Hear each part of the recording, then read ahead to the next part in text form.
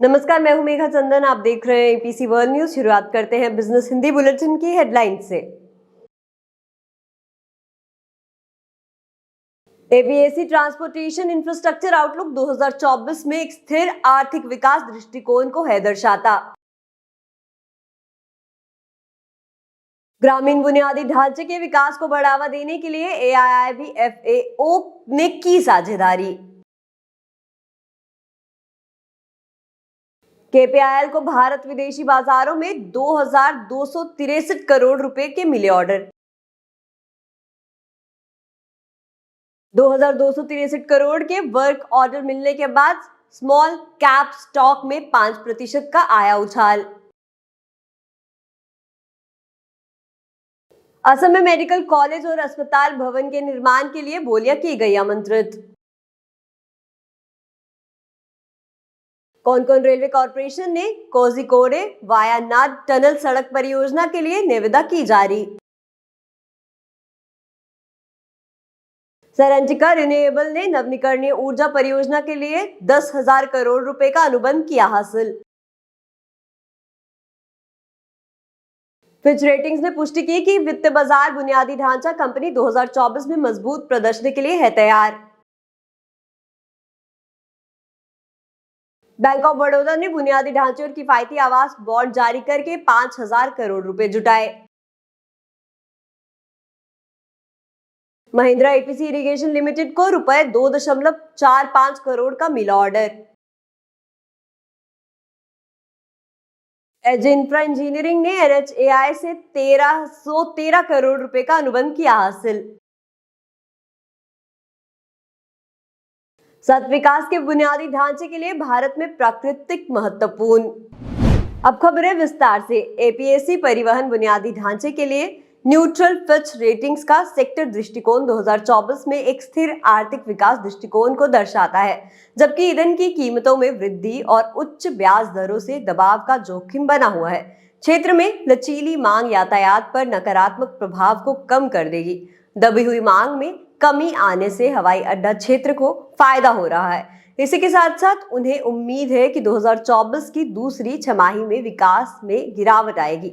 उन्होंने आगे कहा कि नवीनतम वैश्विक आर्थिक आउटलुक बड़ी एपीएससी अर्थव्यवस्थाओं में स्थिर आर्थिक विकास और साथ ही साथ स्थिर मुद्रास्फीति का अनुमान लगाता है। उन्होंने कहा कि हम कुछ बाजारों में विनिर्माण गतिविधियों में मंदी का अनुमान लगाते हैं, लेकिन लचीले उपभोक्ता खर्च और परिवहन सुविधाओं की आवश्यक प्रकृति वॉल्यूम आधारित परिसंपत्तियों पर प्रभाव को सीमित करने के लिए है। इसी के साथ साथ पूंजीगत गतिविधियों ऊंची बनी हुई है। लंबी अवधि में मजबूत बुनियादी सिद्धांत एपीएससी में पूंजी निवेश को बढ़ावा देना जारी रखेंगे, लेकिन प्रायोजक निवेश निर्णयों में अधिक सतर्क हो सकते हैं क्योंकि निर्माण लागत बढ़ रही है और वित्तीय लागत ऊंची बनी हुई है। एशियन इंफ्रास्ट्रक्चर इन्वेस्टमेंट बैंक यानी कि एआईआईबी और संयुक्त राष्ट्र के खाद्य और कृषि संगठन एफएओ ने एक समझौता ज्ञापन पर हस्ताक्षर किए, जो कृषि खाद्य प्रणालियों को बदलने में ग्रामीण बुनियादी ढांचे, प्रकृति संसाधन प्रबंधन और जलवायु लचीलेपन में निवेश की महत्वपूर्ण भूमिका को पहचानता है। दोनों संगठन विशेष रूप से सतत विकास के लिए 2030 एजेंडे के महत्वाकांक्षी लक्ष्यों को पूरा करने में देशों में मदद करने पर सहयोग करेंगे। इसी के साथ साथ एआईआईबी और एफएओ बुनियादी ढांचे के निवेश में सहयोग के अवसरों का पता लगाएंगे, जो जल संसाधन प्रबंधन, कृषि और सिंचाई उत्पादकता, रसद और जलवायु परिवर्तन अनुकूल और लचीलेपन में सुधार करते हैं। दोनों संगठन डिजिटल समाधानों और नवाचारों पर ध्यान केंद्रित करेंगे, जो दक्षता और उत्पादकता और तैयारियों को बढ़ाते हैं। कमजोर समूहों की सामाजिक विकास आवश्यकताओं और लैंगिक मुद्दों को संबोधित करने पर विशेष ध्यान दिया जाएगा। इसी के साथ साथ एआईआईबी के अध्यक्ष और निदेशक मंडल के अध्यक्ष जिन लिकून ने कहा कि एआईआईबी और एफएओ सतत विकास के माध्यम से मानव समृद्धि को साकार करने के हमारे दृष्टिकोण से एकजुट है। ये साझेदारी भविष्य के लिए टिकाऊ बुनियादी ढांचे के वित्तपोषण के लिए मिलकर काम करने की उनकी प्रतिबद्धता को दर्शाती है। साथ ही साथ एफएओ के साथ साझेदारी करके वे विकास क्षेत्र में संसाधनों और विशेषज्ञता के कुशल और प्रभावी उपयोग को सुनिश्चित करने में मदद करते हैं। कल्पतारू प्रोजेक्ट्स इंटरनेशनल लिमिटेड यानी कि KPIL ने सोमवार को घरेलू और विदेशी बाजारों में 2,263 करोड़ रुपए के नए ऑर्डर हासिल करने की घोषणा की। KPIL ने एक एक्सचेंज फाइलिंग में कहा कि कंपनी के ट्रांसमिशन और डिस्ट्रीब्यूशन व्यवसाय ने भारत और विदेशी बाजारों में कुल 1564 करोड़ रुपए के ऑर्डर हासिल किए हैं। जल और भवन और कारखाने व्यवसायों को क्रमशः 458 करोड़ रुपए और 241 करोड़ रुपए के ऑर्डर मिले हैं। फाइलिंग में आगे कहा गया कि KPIL और उसकी अंतरराष्ट्रीय सहायक कंपनियों ने 2,263 करोड़ रुपए के पुरस्कारों को नए ऑर्डर हासिल किए हैं। KPIL के MD और CEO मनीष मोहनोट ने कहा कि इन TND ऑर्डरों ने भारत, लैटिन अमेरिका, अफ्रीका और स्वीडन में हमारी ऑर्डर बुक को मजबूत किया है। उन्होंने आगे कहा कि हम अपने BNF और जल व्यवसाय और रणनीतिक ऑर्डर जीतने पर ध्यान केंद्रित करना जारी रखते हैं। बाजार में उपस्थित और इन व्यवसायों में सतत विकास प्रदान करना भी शामिल है। भारत में सबसे बड़ी विशिष्ट इंजीनियरिंग खरीद और निर्माण EPC कंपनियों में से एक के शेयरों ने 2,263 करोड़ रुपए के नए ऑर्डर हासिल करने के बाद दिन के कारोबार में 5% की छलांग लगाई है। सुबह 11:55 पर कल्पतारू प्रोजेक्ट्स इंटरनेशनल लिमिटेड के शेयर 695.50 पर कारोबार कर रहे थे, जो पिछले दिन के बंद भाव 668 से 4.12% अधिक है और इसका बाजार पूंजीकरण 11,281 crore. Kalpataru projects international limited KPIL और इसके अंतरराष्ट्रीय सहायक कंपनियों ने 2,263 करोड़ रुपए के नए ऑर्डर हासिल किए, जिसमें ट्रांसमिशन और वितरण व्यवसाय के लिए 1,564 करोड़ रुपए, जल व्यवसाय के लिए 458 करोड़ रुपए और भवन और फैक्ट्री व्यवसाय के लिए 241 करोड़ रुपए शामिल हैं। लोक निर्माण विभाग यानी कि PWD असम ने इंजीनियरिंग खरीद और निर्माण यानी EPC मोड पर PM डिवाइन स्कीम के तहत राज्य के शिव सागर जिले में एक मेडिकल कॉलेज और अस्पताल के निर्माण के लिए बोलियां आमंत्रित की हैं।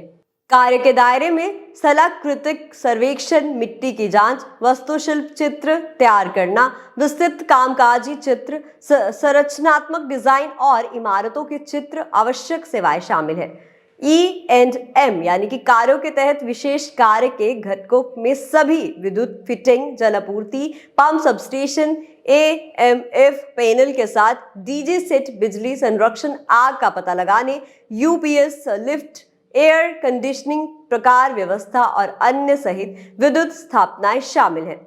इमारतों को 3 सितारा गृह रेटिंग प्राप्त करने के लिए योजनाबद्ध और पंजीकृत किया जाना है। सभी स्थानीय निकायों, राज्यों और केंद्रीय प्राधिकरणों, नगर निगम से अनिवार्य अनुमोदन प्राप्त करना है। इसी के साथ साथ इस अनुबंध के दायरे में पूरा होने का समय 24 महीने है और उसमें 12 महीने की दोष दयता अवधि के साथ संचालन और रखरखाव कार्य भी शामिल है। इसकी बोली जमा करने की अंतिम तिथि 11 जनवरी 2024 है।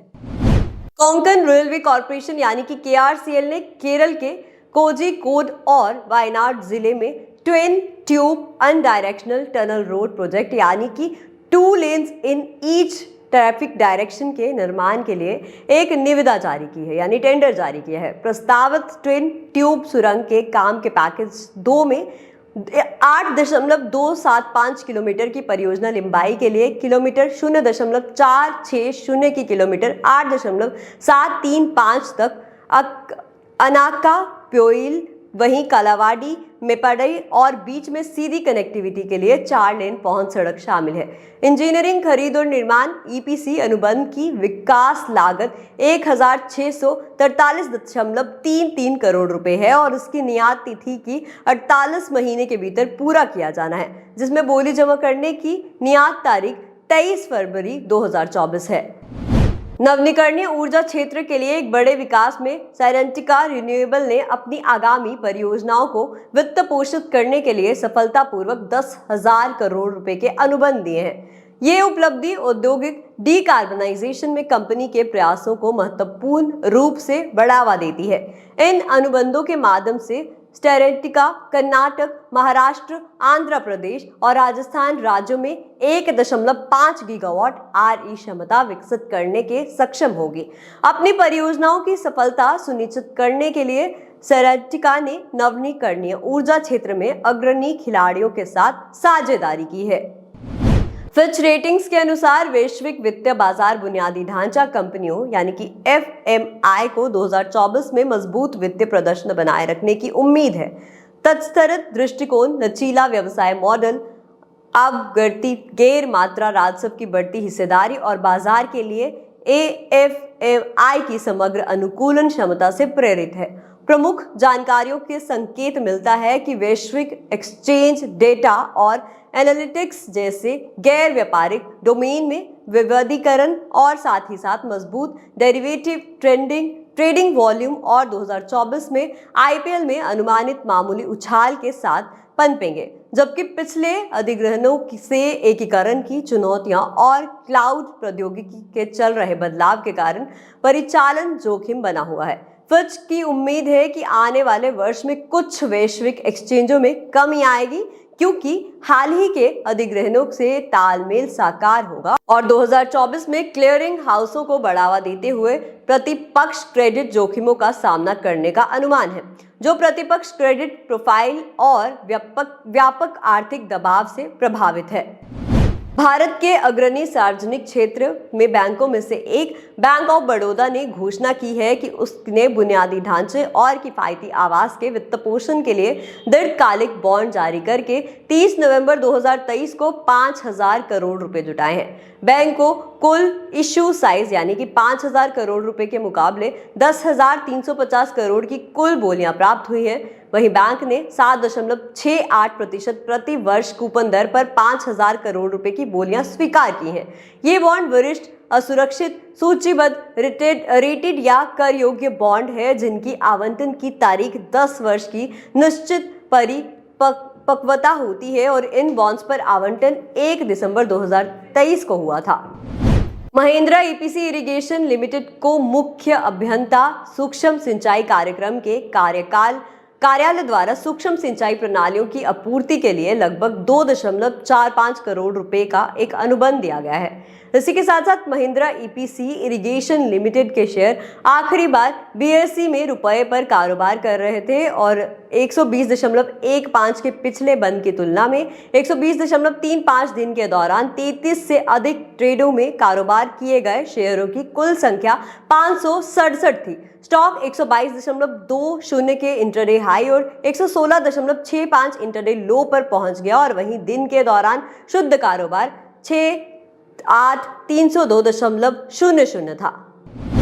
एजिंफ्रा इंजीनियरिंग लिमिटेड ने शुक्रवार को 1 दिसंबर को घोषणा की कि उन्हें 6 लेन ग्रीनफील्ड वाराणसी रांची कोलकाता राजमार्ग के निर्माण के लिए NHAI भारतीय राष्ट्रीय राजमार्ग प्राधिकरण से LOA यानी कि लेटर ऑफ अवॉर्ड प्राप्त हुआ है। ये परियोजना झारखंड में भारत माला परियोजना के तहत हाइब्रिड वार्षिकी मॉडल पैकेज 10 पर विकसित की जाएगी। इसी के साथ साथ HG इंफ्रा इंजीनियरिंग ने 35 किलोमीटर राजमार्ग के लिए 1303.1111 रुपए करोड़ रुपए की बोली की पेशकश की, जबकि HG इंफ्रा इंजीनियरिंग लिमिटेड ने शुक्रवार 1 दिसंबर को घोषणा की कि उन्हें 6 लेन ग्रीनफील्ड वाराणसी रांची कोलकाता राजमार्ग के निर्माण के लिए NHAI से LOA प्राप्त हुआ है। ये परियोजना झारखंड में भारतमाला परियोजना के तहत हाइब्रिड वार्षिकी मॉडल पर विकसित की जाएगी।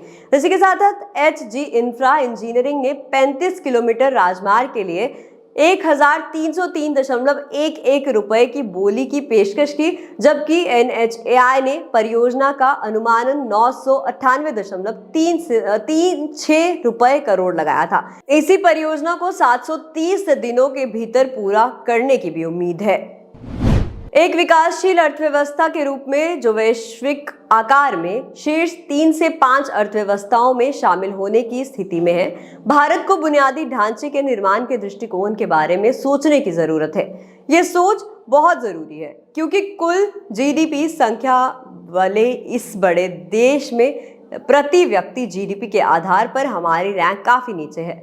हमें इसमें सुधार करने की आवश्यकता है और इस आवश्यक निर्माण के लिए विशाल बुनियादी ढांचे के निर्माण और निवेश के वित्त पोषण के बिना सुधार संभव नहीं है। इसी के साथ साथ अवसंरचना निर्माण शब्द में शामिल है सड़कें, राजमार्ग, पुल, रेलवे ट्रैक और स्टेशन, हवाई अड्डे, नए शहर, बांध, बंदरगाह, केंद्र के भीतर परिवहन सुविधाएं और शहरी तथा ग्रामीण केंद्र से लेकर अन्य राष्ट्रीय भूगोल क्षेत्र।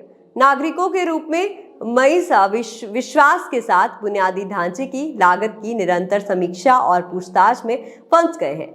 सभी बुनियादी ढांचे के निर्माण में बढ़ी हुई लागत, परियोजनाओं की खरीद और मूल्य निर्धारण में भ्रष्टाचार, गुप्त सौदे और राजनीतिक भुगतान भी शामिल है। एपीसी वर्ल्ड न्यूज के हिंदी बिजनेस बुलेटिन में फिलहाल इतना ही। आप देखते रहिए एपीसी वर्ल्ड न्यूज। मुझे मेघा चंदन को दीजिए इजाजत। नमस्कार।